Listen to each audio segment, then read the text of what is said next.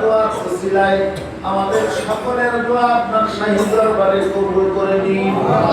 আল্লাহ আজকে যতজন খতম বক্সে দিতে বলেছে, ততজন যে উদ্দেশ্য নিয়ে বাসনা করে খতম বক্সে দিতে বলেছে, প্রত্যেকের নেক বাসনা আকাশে কবুল করে প্রত্যেকের মুরব্বিয়ানদের জান্নাতবাসী করে দেবেন আল্লাহ।